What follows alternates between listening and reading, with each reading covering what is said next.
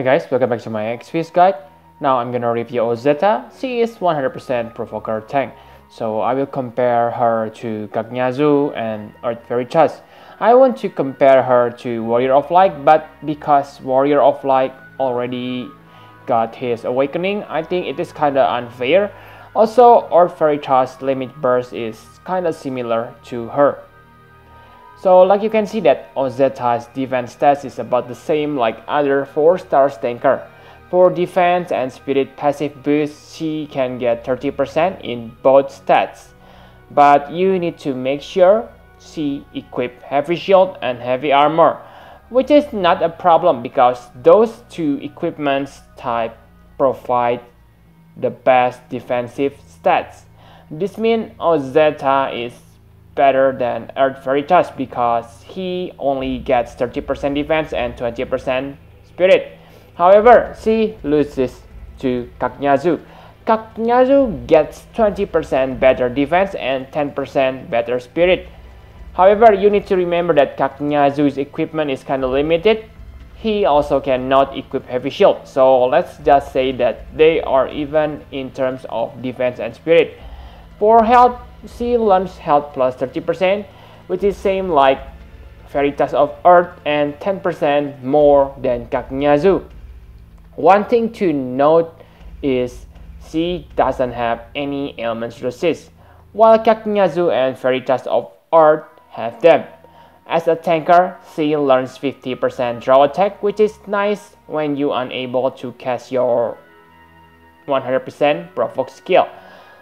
Kaknyazu has this, while Earth Veritas doesn't. She also decreased encounter rate by 25%, which is useful on the exploration event. The last passive is Overcaution. This will restore your health when you guard. It is exactly same as Wilhelm's Overcaution. This is useful if your healer is not able to fully heal you. With about 300 spirit, you will restore about 1000 health, per use. Quite nice. She loses compared to unawakened Wilhelm. Wilhelm get 80% defense and 20% spirit boost. So yeah, Wilhelm wins by a big margin in terms of defense. Enough about stats. In my opinion, it is very good for 4 stars class. Now let's take a look on her abilities. Her provoking skill, Mime Impregnable. It is 70% provoking skill, but because she already have innate 50% provoke, then it is not a problem at all. The skill also gives you 25% damage mitigation, which is nice. As a comparison, Wilhelm's Unawakened Impregnable gives you 30% damage mitigation, so only 5% difference. You may say Kaknyazu defensive stance has 60% damage mitigation. Yes, true, but remember that Kaknyazu will skip 2 turns. For Ozetta, she can act freely immediately. She also has many useful skills, not just this one. Ozetta may not able to do an AoE tanking, but because we can only have one type of AoE tanking at a time, then I think she is still very useful to absorb untanked single target damage. Not only that, she also has defensive lead. So this one will protect one character from both magic and physical attack. Let's say that you use Misty to tank against magical attack. That will make your party safe against magic. But what if the enemy also use powerful physical attack on that turn? Single target attack won't be a problem because you have Mime Impregnable. But what about AoE physical attack? The answer is this skill. With this skill, you can protect your key character on that turn.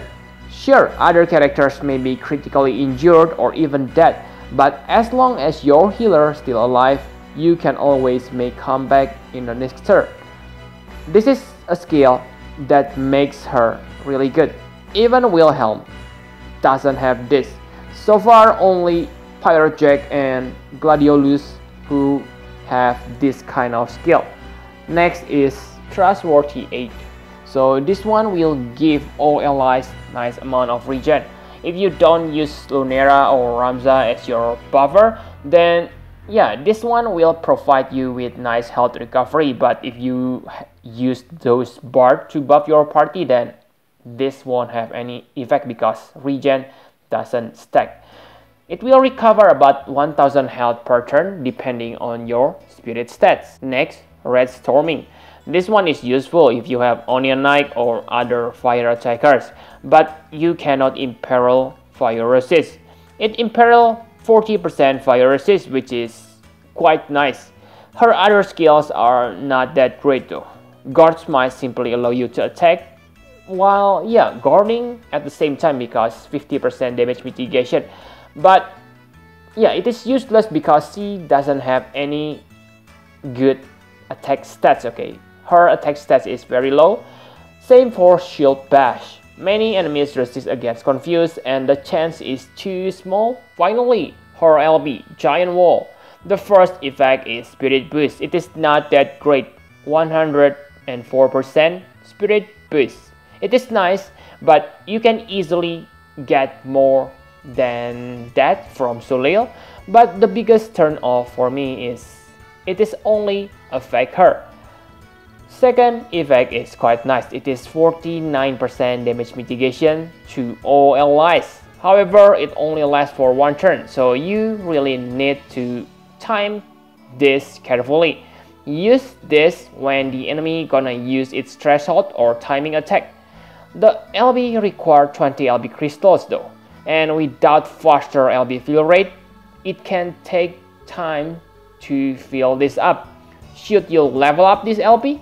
I really cannot say. Okay, in one hand, the effect is nice. On the other hand, I think there are many characters with the same type of LB. For example, Misty and Istola, and even Earth Veritas. It may be a waste if you have those characters and have maxed their limit burst level, but it is still up to you whether to level it up or not, because this one is not a bad investment, especially if you plan to use her frequently. However, if you already have Wilhelm, then I don't think you need to level up this because it is highly unlikely you will use both of them on the same battle. Also, Wilhelm's LB mitigation is better, 54%.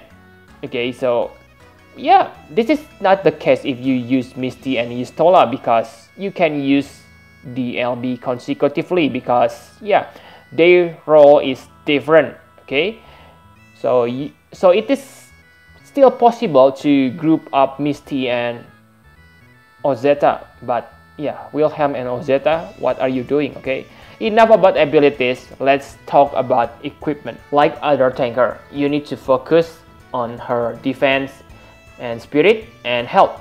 I think the best weapon for her is Fang Breaker because it gives you 15% health boost. You don't need to worry about attack stats on a tanker. So it is really perfect. For heavy shield, I think Genji shield or Hero shield are decent enough. The best heavy shield for her is Emperor shield, but I think that's kind of foolish because Wilhelm is better than her, unless of course you have specific tactic with her defensive lead. For heavy armor, it is either her own Trustmaster reward or Knight Delita's Trustmaster reward. It depends on your preference, more spirit or more health. The abilities are same like other tankers, Patriotic Recall and Thirst for Survival. If you have Mechanical Heart, then replace one of these abilities with that. Enough about equipment. My conclusion for Ozetta, she is definitely one of the best 4-star character. She is on the same tier with Riku, Soleil, and other top tier 4 stars. Okay, she only loses to Wilhelm because of the stats boost passive. In my opinion, you should get her when her banner is still available. I know that she is permanent character, but she is the only 4-star character on the banner, so try to get her if you have 4-star summon ticket to spare. Her on Trustmaster reward is also really worthy. Okay, before her appearance on this game, there is only one good heavy armor from Trustmaster category.